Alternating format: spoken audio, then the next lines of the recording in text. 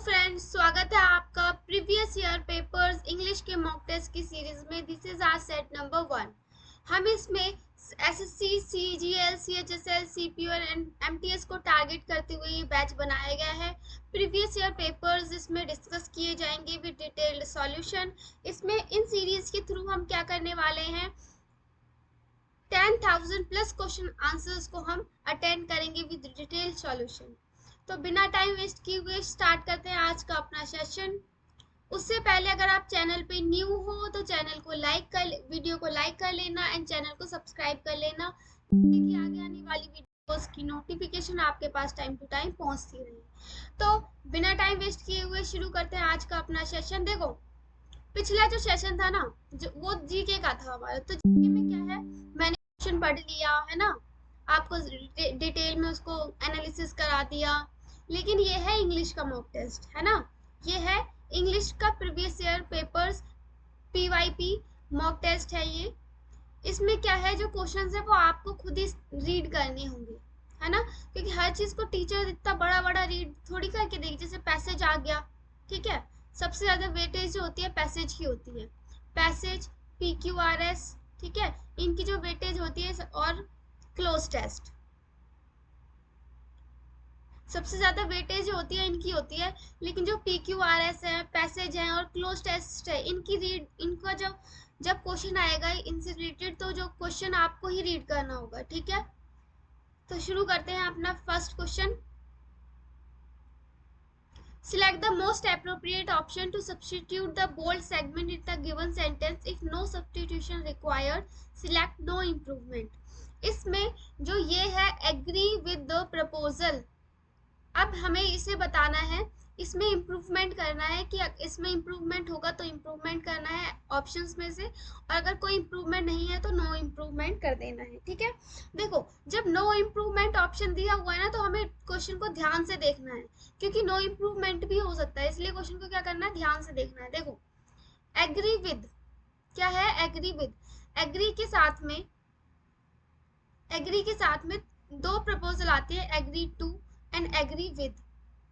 अब ये दोनों अलग अलग सेंस में आती है, ठीक है।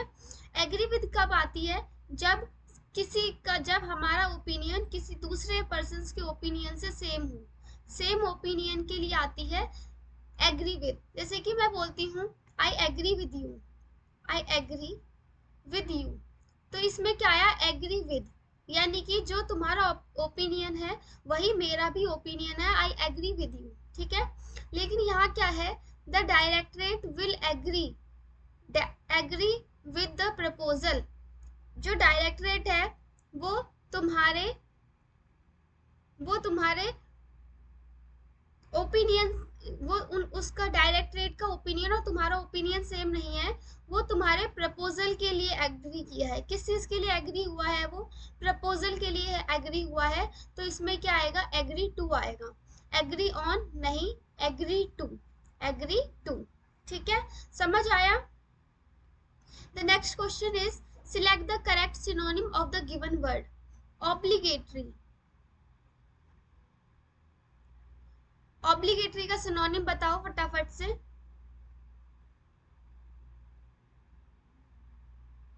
देखो, जो ऑब्लिगेटरी है, ऑब्लिगेटरी का मतलब है कोई चीज नेसेसरी है, कोई चीज नेसेसरी है। जब कोई चीज नेसेसरी है, कोई चीज मैंडेटरी है, मैंडेटरी मतलब कोई चीज जरूरी है, ऑब्लिगेटरी है, नेसेसरी है, मैंडेटरी है,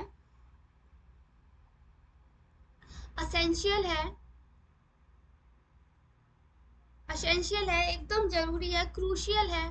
और बोलो फटाफट, और सिनोनिम बताओ। क्रूशियल है, बहुत जरूरी है ना, नेसेसरी है, नीडेड है, किसी चीज की एकदम नीड है, हमें नीडेड है, यानी कि बहुत जरूरी है वो चीज।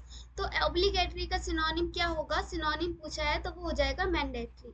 क्या हो जाएगा, मैंडेटरी मींस ऑब्लिगेटरी, ठीक है।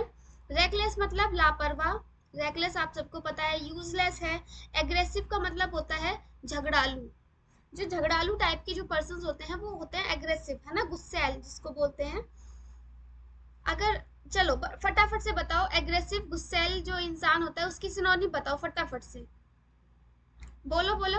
एग्रेसिव, पग्नेशियस, पग्नेशियस झगड़ालू, बेलिकोस झगड़ालू, बेलिजरेंट झगड़ालू। ठीक है, अगर आप रेंट ले लेते हो तो अगर आप रेंट को पे नहीं कर पाते तो आप हमेशा झगड़ा करोगे, है ना। बेलिजरेंट यानी कि झगड़ालू, हॉस्टाइल यानी कि झगड़ालू, हॉस्टाइल झगड़ालू। और बताओ, सिनोनिम बताओ फटाफट, बोलो। ट्रक्यूलेंट यानी कि झगड़ालू। ठीक है, कितने सारे हमने देखो, एग्रेसिव आया था उसके हमने कितने सारे सिनोनिम कर लिए। पग्नेशियस झगड़ालू, बेलिकोस झगड़ालू, बेलिजरेंट झगड़ालू, हॉस्टाइल झगड़ालू, ट्रक्यूलेंट झगड़ालू। एक होता है क्वेरलसम, क्वेरल का मतलब होता है झगड़ा करना, है ना। क्वेरलसम यानी झगड़ालू। ठीक है, और वॉयलेंट, जब इंसान वॉयलेंट हो जाते हैं, है ना, झगड़ालू, झगड़ा झगड़ा करने लगते हैं, वॉयलेंट झगड़ालू। The next question is select the passive form to the sentence. Sentence में से पैसिव फॉर्म चूज करनी है। सेंटेंस क्या है, the manager keeps the work pending, manager keeps the work pending. इनमें से बताओ कौन सा इसका पैसिव फॉर्म बनेगा। देखो, सबसे पहले क्या आया है, कीप्स आया है। क्या देखना है हमें सेंटेंस में, वर्ब देखनी है ना। किसी भी सेंटेंस को एक्टिव से पैसिव या फिर एक्टिव से पैसिव या फिर पैसिव से एक्टिव बनाने के लिए क्या करते हैं, वर्ब देखते हैं। कीप्स आया है ना। ये प्रेजेंट इंडेफिनिट टेंस है तो इसमें वॉज और हैज तो नहीं आएगा, है ना। ये दो ऑप्शन तो हमारे कट गए। ठीक है, अब आर या इज, इसको देखने के लिए हमें क्या देखना पड़ेगा, हमें सब्जेक्ट देखना पड़ेगा कि जो ऑप्शन में सब्जेक्ट क्या बना है, द वर्क, द वर्क। अब जो वर्क है, वर्क के लिए प्लूरल आएगा या फिर सिंगुलर आएगा, ये बताओ। तो जो वर्क है वो एक सिंगुलर सब्जेक्ट है, वो एक सिंगुलर सब्जेक्ट है, तो सिंगुलर सब्जेक्ट के साथ प्लस सिंगुलर वर्ब ही आती है। ठीक है, अगर सब्जेक्ट हमारा सिंगुलर है तो वर्ब भी हमारी सिंगुलर ही आएगी, तो इसलिए इज कैप्ड वाला हो जाएगा, इसके साथ वी की third form. This is the right option. The next question is in a sentence identify the segment which contains the grammatical error. अब इस सेंटेंस को पढ़ के फटाफट से बताओ इसमें क्या ग्रामेटिकल एरर है।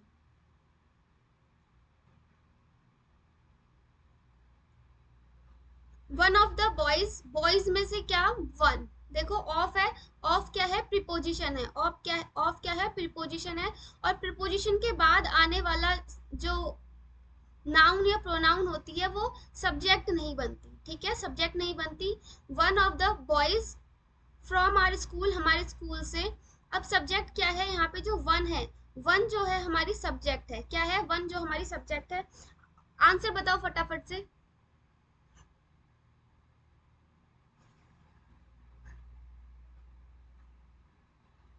अच्छा, तो आंसर होगा हमारा, वन जो है हमारा सब्जेक्ट बना है, तो वन के लिए जो वर्ब है कैसी आएगी। अब मैंने बताया था पिछले क्वेश्चन में, अगर सब्जेक्ट हमारा सिंगुलर है तो वर्ब भी हमारी सिंगुलर ही होगी, है ना, बताया था।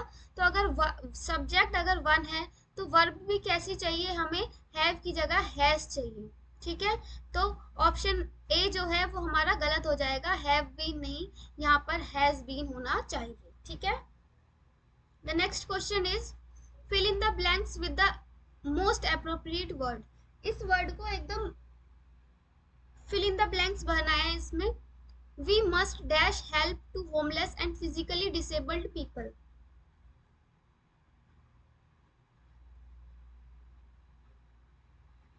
देखो, वी मस्ट, हमें क्या करना चाहिए, हमें क्या करना चाहिए, हमें हेल्प करनी चाहिए होमलेस पीपल्स की, जो फिजिकली डिसेबल्ड है ना, करनी चाहिए।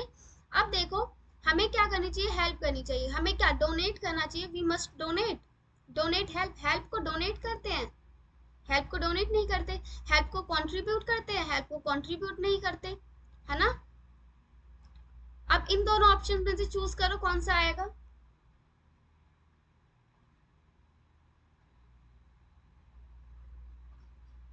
The option is render, render, option is render. Render का क्या मतलब होता है, जब हम किसी को, जब हम किसी को सर्विस प्रोवाइड करते हैं, जब हम किसी को सर्विस प्रोवाइड करते हैं तो उस सेंस में आता है रेंडर। तो हमें क्या करना चाहिए, वी मस्ट रेंडर हेल्प, हमें हेल्प करनी चाहिए, हमें सर्विस प्रोवाइड करनी चाहिए किनको, जो होमलेस पीपल होते हैं, जो फिजिकली डिसेबल्ड होते हैं। ठीक है, the next question is jumble sentence बताने हैं। फटाफट से इन चार ऑप्शंस को पढ़ो और जंबल सेंटेंस बनाओ, अरेंज करो इन सेंटेंस को करेक्ट ऑर्डर में, फटाफट। देखो सबसे पहले क्या है, हाउएवर। अब ये बताओ कि क्या हाउएवर वाला सेंटेंस स्टार्टिंग में आ सकता है? नहीं। ठीक है, हाउएवर से वाला सेंटेंस स्टार्टिंग में नहीं आ सकता, तो ए ऑप्शन से शुरू होने वाला कोई भी ऑप्शन है? नहीं है। ठीक है, अब एक बार ऑप्शंस पे नजर डालो, ऑप्शन में किससे शुरू हो रहा है? सी से शुरू हो रहा है, सी से शुरू हो रहा है, बी से और बी से। अब ये बताओ बी और सी को देखकर कि सी से शुरू होना चाहिए कि बी से शुरू होना चाहिए। अब देखो बी ऑप्शन में क्या दिया हुआ है, दिस चेंज। क्या दिया हुआ है? This change. अब अगर इसने वर्ड को यूज किया है दिस, कौन सा वर्ड यूज किया है? दिस। तो दिस वर्ड यूज किया है किसी चीज के पहले, अगर कोई चीज हुई है ना, उसके लिए दिस ही तो यूज करेंगे। लेकिन स्टार्टिंग में ही दिस कैसे आ जाएगा? यह चेंज। कौन सा चेंज? यह चेंज बताने के लिए, कौन सा चेंज बताने के लिए हमें स्टार्टिंग किससे करनी पड़ेगी? सी ऑप्शन से स्टार्टिंग करनी पड़ेगी। ठीक है, तो सी ऑप्शन से स्टार्टिंग करें तो हमने सी ऑप्शन कट गया हमारा, डी ऑप्शन भी हमारा एलिमिनेट हो गया। द सी ऑप्शन इज, सी से शुरू हुआ। अब सी के बाद ए आएगा कि सी के बाद बी आएगा? देखो, growth of population refers to change in a number of inhabitants of a country. ठीक है, अब देखो जो ए जो है वो तो हमारा लास्ट में ही जाने वाला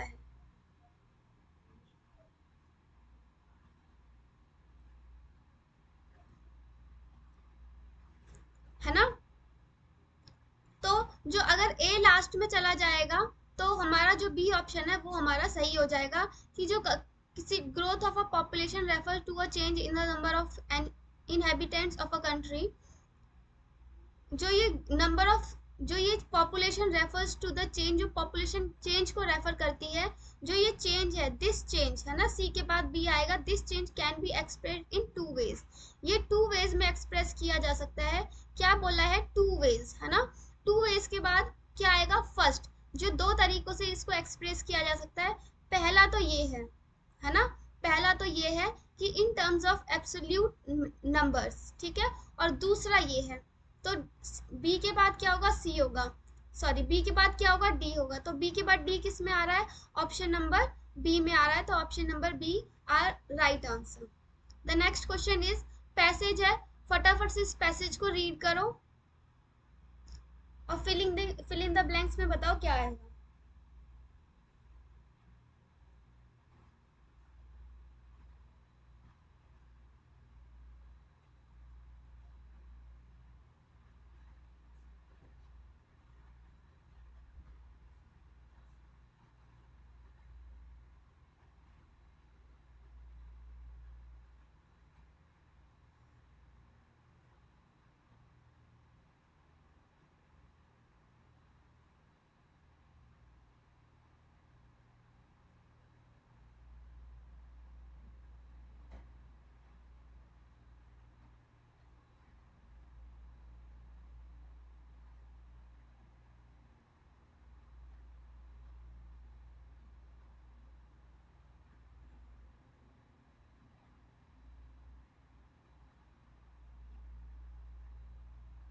तो आपने पढ़ लिया होगा, communication plays a dash role. Communication dash role play करती है in overall development of a man.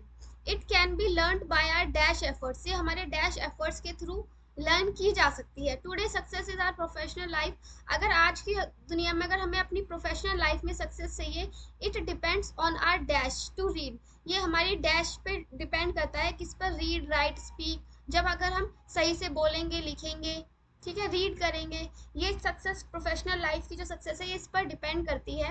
Well which result in effective communication. ठीक है, बैरियर्स डैश कम्युनिकेशन हिंडर। जो कम्युनिकेशन के जो बैरियर है ये हिंडर करते हैं, ये बाधा डालते हैं कम्युनिकेशन प्रोसेस में। तो वो कौन सा बैरियर है? ठीक है, it is very important to dash. ये बहुत ही इंपॉर्टेंट है इस चीज़ के लिए, to these barriers so that transmission of message can be smooth. ठीक है, तो फर्स्ट में क्या आएगा, communication plays a dash role. Communication कैसा, लाइफलेस रोल प्ले करता है, नहीं लाइफलेस तो नहीं होगा। टोटल रोल प्ले करता है, नहीं। बेटर रोल प्ले करता है, नहीं। तो ये कैसा रोल प्ले करता है, बहुत ही वाइटल रोल प्ले करता है, बहुत ही इंपॉर्टेंट रोल प्ले करता है, बहुत ही इंपॉर्टेंट रोल प्ले करता है। वाइटल मीन्स इंपॉर्टेंट, ठीक है। नेक्स्ट क्वेश्चन, यहाँ पे क्या आ जाएगा, वाइटल आ जाएगा, ठीक है। वाइटल रोल प्ले करता है।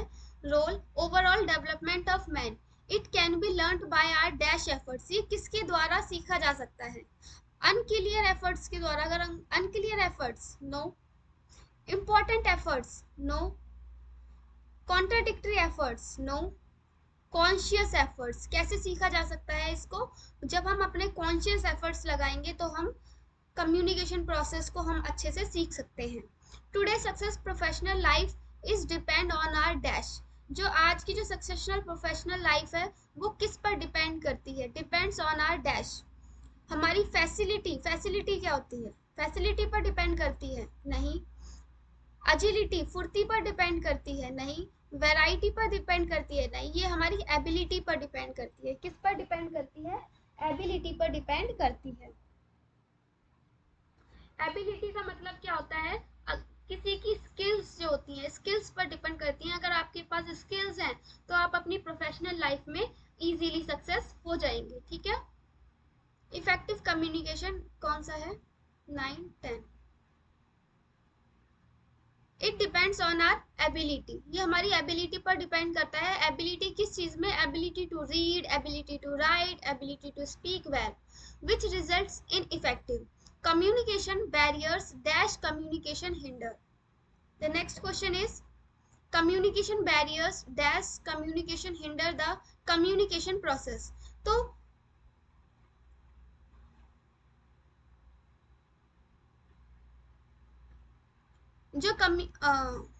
जो बैरियर्स हैं वो क्या है, barriers to communication, barriers by communication, barriers against. देखो जब बैरियर्स है तो ऑलरेडी जब नेगेटिव सेंटेंस है तो अगेंस्ट नहीं आएगा, ठीक है। काट दो इसे, ये क्वेश्चन हमारा एलिमिनेट हो गया option. Barriers to communication hinder the communication process, it is very important to dash, ये किस चीज के लिए इंपॉर्टेंट है, it is very important to dash, it is very important to create, it is very important to strengthen, strengthen करने के लिए important है, it is very important to these barriers, ये किस चीज के लिए इंपॉर्टेंट है। अब बताओ, सक्सीड होने के लिए या फिर ओवरकम करने के लिए।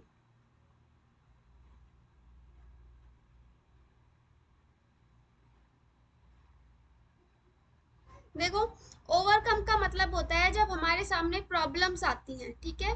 जब हमारे सामने प्रॉब्लम्स आती हैं तो हम उन प्रॉब्लम्स को फेस करते हुए क्या कर जाते हैं, उन प्रॉब्लम्स का सामना करते हुए हम अपने लाइफ में सक्सेस हो जाते हैं। हम उन प्रॉब्लम्स को ओवरकम करते हैं, क्या करते हैं, ओवरकम करते हैं, ठीक है। सक्सीड जो है एक वर्ब होती है, सक्सीड वर्ब होती है, लेकिन हमें यहाँ पे क्या चाहिए, it is very important to, यहाँ it is very important to dash, ये किस चीज के लिए इंपॉर्टेंट है, टू ओवरकम, किस चीज के लिए इंपॉर्टेंट है, दोनों ही वर्ब है, वैसे तो ओवरकम भी वर्ब है और सक्सीड भी वर्ब है, ठीक है। लेकिन हमें क्या चाहिए, ओवरकम चाहिए। It is very important to overcome these barriers so that the transmission of the message can be smooth, ठीक है। The next question is select the word which means to same as the group of words given. A song sung by a burial, a song sung by a burial, इसका one word बनाओ।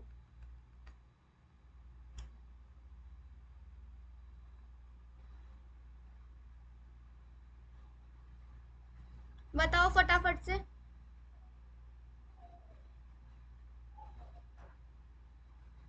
अच्छा hymn क्या होता है, hymn,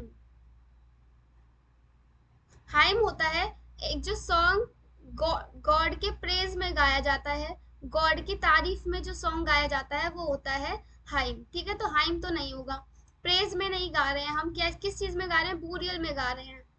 sonnet क्या होता है and ballad क्या होता है,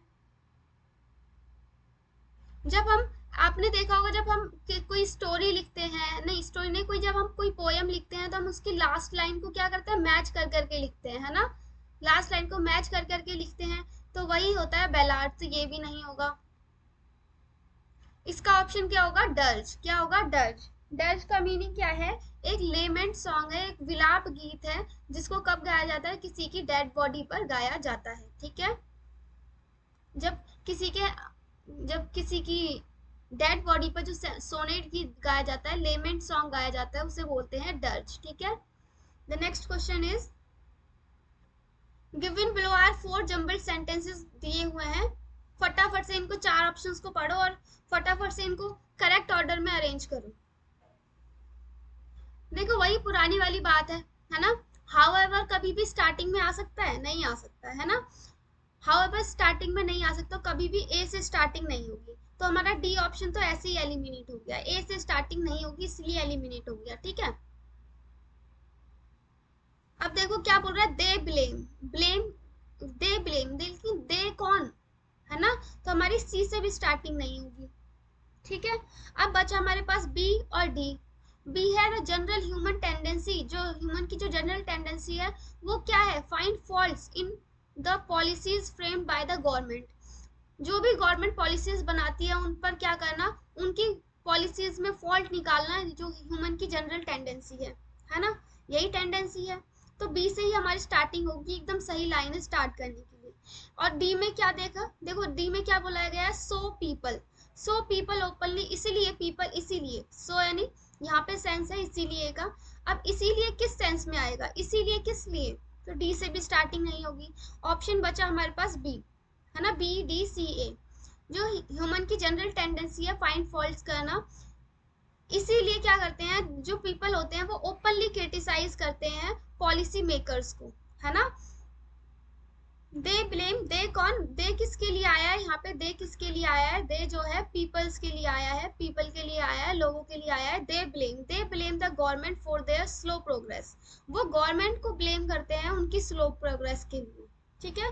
तो शुरुआत किससे होगी, ए ऑप्शन हमारा सही आंसर है, B D C A will be our right answer.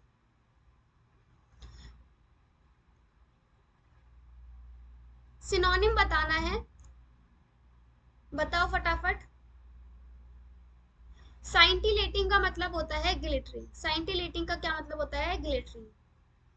Flattering यानी चापलूसी करना, बोरिंग, थकाऊ, स्टिंगिंग, जैसे जब बी होती है ना, बी जब वो डंक मारती है, स्टिंग कर देती है, यानी कि जहर फैला देती है, इस टाइप से स्टिंगिंग नहीं, ये ऑप्शन भी नहीं होगा।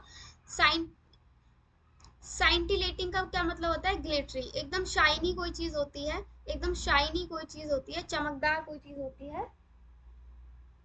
स्पार्कलिंग, जैसे कि साइंटिलेटिंग यानी कि स्पार्कलिंग,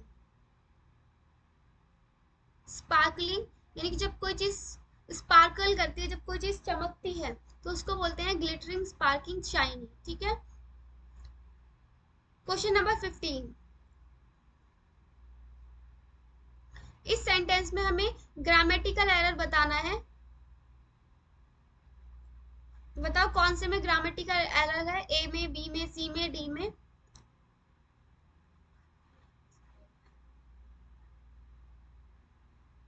देखो सेंटेंस का सेंस क्या जा रहा है, सेंटेंस का सेंस जो है पास्ट में जा रहा है, किस में जा रहा है, पास्ट में जा रहा है। व्हेन आई वाज ओनली 5, जब मैं सिर्फ 5 साल का था तब मैं क्या करा करता था, आई कैन स्विम, मैं तैर सकता हूँ, आई कैन स्विम, मैं तैर सकता था। तो ऑप्शन कहाँ पर, तो एरर कहाँ पर होगी, कैन में, तो ऑप्शन नंबर ए। और कैन की जगह क्या आएगा, सिर्फ हमें एरर नहीं टिक करना ना कि एरर इसमें है, एरर ढूंढ लिया हमने, एरर को सही करके उसका इम्प्रूवमेंट भी करना है। सिर्फ एरर करने से नहीं होगा ना कुछ, एरर को उसके साथ में उसका जब हम इम्प्रूवमेंट करेंगे कि उसमें क्या इम्प्रूव होना चाहिए, तब हमारा एरर भी बनेगा, साथ में इम्प्रूवमेंट वाला सेक्शन भी हमारा साथ में ही कंप्लीट होगा, है ना। तो कैन की जगह क्या आना चाहिए, जब सेंटेंस जो है पास्ट सेंस में जा रहा है तो कैन की जगह क्या आना चाहिए, कुड आना चाहिए, क्या आना चाहिए, कुड आना चाहिए। I could swim very fast when I was only 5, ठीक है। The next question is correct spelled बताना है कि कौन सा करेक्ट स्पेल्ड है।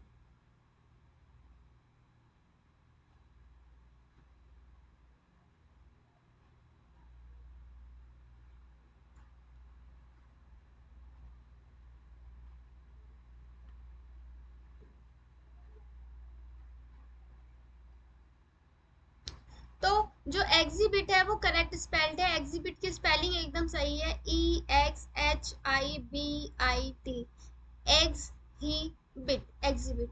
ठीक है। एक्सट्रैक्ट की स्पेलिंग और एक्सहेल की स्पेलिंग, एग्जॉस्ट की स्पेलिंग होती है EHAOUST, एग्जॉस्ट। ठीक है। एग्जिबिट की स्पेलिंग एकदम राइट है, करेक्ट स्पेल्ड है exhibit. The next question is a hard nut to crack, हमें बताना है, ईडियम बताना है, इसका मतलब क्या है, a hard nut to crack.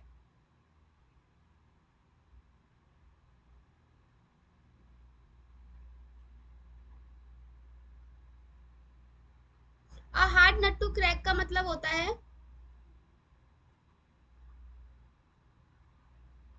A difficult problem. जब एक नट है हमारे पास, क्या है, अगर किसी चीज में हमें नट लगाना है, ठीक है, नट नट तो हम आसानी से लगा लेंगे, लेकिन वो नट कैसा है, बहुत ही हार्ड है, लग भी नहीं रहा है ना, a hard nut to crack, उस नट को क्रैक करना बहुत हार्ड है, क्रैक करना बहुत हार्ड है, तो क्या है, वो एक बहुत ही डिफिकल्ट प्रॉब्लम है, अ डिफिकल्ट प्रॉब्लम।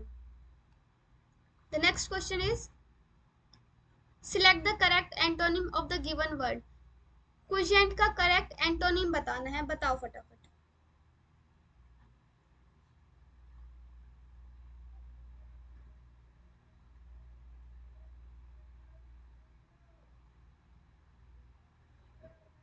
देखो, क्विजेंट का क्या मतलब होता है, जब हमारी लाइफ जो है बहुत ही बोरिंग हो जाती है, जब हमारी लाइफ को जो बहुत ही बोरिंग हो जाती है, तो हम क्या कहते हैं, सेडेंट्री लाइफ स्टाइल है, क्या बोलते हैं, सेडेंट्री, सेडेंट्री लाइफ स्टाइल है, यानी कि कोई बहुत ही डल है ना, कह सकते हैं बहुत ही डल जो है हमारी लाइफ स्टाइल हो चुकी है, बहुत ही बोरिंग हो चुकी है, सेडेंट्री हो चुकी है, तो इसका मतलब क्या है, बहुत ही डल हो चुकी है ना। तो इसका क्या बताना है, एंटोनिम बताना है, तो क्विजेंट का एंटोनिम क्या होगा, डिजेक्टेड दुखी, पीसफुल शांति, इंडिफरेंट उदासीन, नहीं, क्या होगा ऑप्शन, एक्टिव। क्या होगा, अगर हमारी अगर कोई चीज बोरिंग है, कोई चीज डल है ना, सेडेंट्री हो चुकी है, तो इसका एंटोनिम क्या हो जाएगा, कोई चीज बहुत ही एक्टिव है। ठीक है। The next question is indirect narration बताना है इसका। He said to the hotel receptionist, "Can you tell me the tariff of the room?" देखो, he said क्या है, he said, तो इसके लिए enquired तो नहीं आएगा, इसमें दो ही ऑप्शन है, चलो कोई बात नहीं, मैं करा देती हूँ। he said enquired तो नहीं होगा है ना, asked होगा, he asked the hotel receptionist।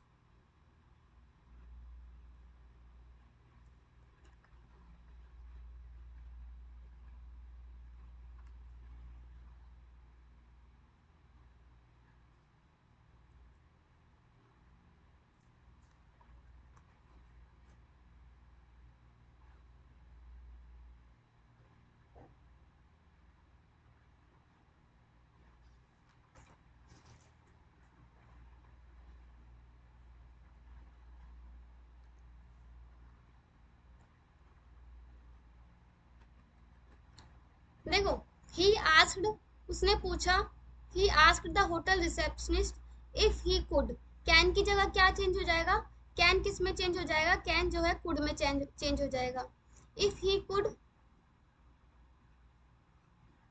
if he could tell him the tariff of the room, ये इसका सही आंसर होगा, ये इसका सही इनडायरेक्ट फॉर्म होगा। ठीक है। The next question is select the correctly spelled, इसमें से करेक्टली स्पेल्ड बताना है। देखो, ह्यूमिलिएशन की स्पेलिंग गलत है, ह्यूमिलिएशन की स्पेलिंग क्या होती है, HUMILIATION, सिर्फ सिंगल एल आता है, इसमें डबल एल लगा रखा है, ये गलत हो जाएगी। देखो, रिटेलिएट की स्पेलिंग भी गलत है, रिटेलिएट की स्पेलिंग होती है RETALIATE, रिटेलिएट। ठीक है। LIA रिटेलिएट, एट लास्ट में क्या रहा है, एट, ATE एट है ना, तो लिएट, रिटेलिएट। तो सही स्पेलिंग किसकी हो जाएगी? सरकाज्म की जो स्पेलिंग है वो एकदम सही है। सरकाज्म की स्पेलिंग एकदम सही है, sarcasm. The next question is substitution required बताना है कि इसको चेंज करके हम इसमें क्या इंप्रूवमेंट कर सकते हैं कि नहीं कर सकते। ये सेंटेंस अगर ऑलरेडी सही है तो हमें नो इम्प्रूवमेंट लगाना है, और अगर इस सेंटेंस में कोई गलती है तो हमें उसे सही करना है। The captain as well as the players were responsible for winning the trophy. The captain subject क्या है? द कैप्टन सब्जेक्ट है, as well as the players, साथ में प्लेयर्स भी है ना। जो प्लेयर्स है वो सब्जेक्ट नहीं है। देखो एज वेल एज से जुड़ने वाला सब्जेक्ट नहीं होता है ना। तो द कैप्टन जो है वो सब्जेक्ट है, और द कैप्टन सिंगुलर है। द कैप्टन क्या है? सिंगुलर है। अब आप समझ गए होंगे क्या क्या एरर आने वाली है। तो एरर जो है वर में है, वर की जगह क्या आ जाएगा? वॉज आ जाएगा। The captain as well as the player was responsible for the winning the trophy. ठीक है। The next question is select the appropriate meaning of the given idiom. Idiom की एप्रोप्रिएट मीनिंग बतानी है। To take French leave.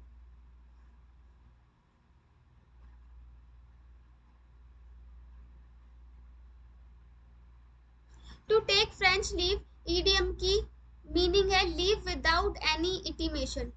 Intimation का होता है कोई भी रिटर्न दिए बिना लीव ले लेना, इसको बोलते हैं take French leave. Leave without any intimation. Question number 23 fill in the blanks with the most appropriate word. Handle this glass table with care because it is dash. हमें क्या बोल रहा है कि ग्लास टेबल को सही से हैंडल करो, है ना। नहीं तो क्या हो जाएगा? ये टूट जाएगी, है ना। तो जब अगर कोई चीज ऐसी है, बहुत इतनी नाजुक सी चीज है, तो इसको क्या बोलते हैं? डक्टाइल। डक्टाइल देखो मेटल को बोलते हैं ना, मेटल डक्टाइल मेटल बोलते हैं ना, डक्टाइल मेटल। डक्टाइल मेटल क्या होता है? डक्टाइल मेटल होता है, जो मेटल होता है बहुत ही फ्लेक्सिबल होता है। बहुत ही फ्लेक्सिबल मेटल जो होता है उसको हम किसी भी चीज में कन्वर्ट करके कुछ भी चीज बना सकते हैं, वो होता है डक्टाइल मेटल। बहुत ही फ्लेक्सिबल है। अगर ग्लास फ्लेक्सिबल है तो वो टूटेगा थोड़ी, है ना। हैंडल दिस ग्लास, हैंडल करने के लिए क्यों बोला है? फ्रूगल। फ्रूगल का मतलब होता है कंजूस। कंजूस, फ्रूगल, कंजूस। वोलेटाइल का मतलब होता है जब कोई चीज अचानक से चेंज हो जाती है, चेंज सडनली। चेंज सडनली, जब कोई चीज अचानक से चेंज हो जाती है वो होती है वोलेटाइल। क्या है? ग्लास जो है बहुत ही फ्रेजाइल है, बहुत ही नाजुक है ना। ग्लास जो है बहुत ही फ्रेजाइल है, बहुत ही नाजुक है। इसीलिए क्या है? Handle this glass with the care because it is fragile. Option A will be our right answer. ठीक है। The next question is select the word which means the same as the given group of words. Something that cannot be heard. ऐसा जिसको नहीं सुना जा सकता उसको क्या बोलते हैं? Audible. Audible होता है can be heard. जिसको सुन सकते हैं वो होता है audible. Irrevocable जिसको जिसको चेंज नहीं किया जा सकता, not to be changed। जिसको चेंज नहीं किया जा सकता, जिसको बदला नहीं जा सकता, वो होता है इरिवोकेबल। इनफॉलिबल का मतलब होता है गलत, फॉल्सिफाई। फॉल्सिफाई, इनफॉलिबल, गलत। जिसको नहीं सुना जा सकता उसको बोलते हैं इनऑडिबल। ऑडिबल मतलब कैन बी हर्ड, जिसको सुन सकते हैं, और इनऑडिबल मीन इनऑडिबल मतलब जिसको नहीं सुना जा सकता, that can not be heard. Question number 25 select the correct antonym. हमें क्या बताना है? एंटोनिम बताना है एक्सोडस का। एक्सोडस का मतलब होता है जब कहीं से कई सारे पीपल डिपार्चर हो जाते हैं। क्या? जब कहीं से कई सारे पीपल डिपार्चर हो जाते हैं, जिसको बोलते हैं सामूहिक प्रस्थान। सामूहिक प्रस्थान। ठीक है, तो वो होता है एक्सोडस। अब एग्जिट का मतलब भी वही है, एग्जिट हो जाना, डिपार्चर हो जाना। अभी मैंने बोला पीपल डिपार्चर हो जाते हैं। रिफंड नहीं, ये तो बिल्कुल ही नहीं होगा, है ना। तो अराइवल जो है, अराइवल यानी कि बहुत सारे लोगों का आना, है ना, बहुत सारे लोगों का आना, अराइवल। तो एंटोनिम हो जाएगा इसका अराइवल। ठीक है। तो ऐसे ही वीडियोस डिटेल एक्सप्लेनेशन के लिए, डिटेल सॉल्यूशन के लिए हमारे चैनल को सब्सक्राइब करने और वीडियोस को लाइक कर देना, जिससे कि आने वाली वीडियोस की नोटिफिकेशन आपके पास टाइम टू टाइम पहुंचती रहे।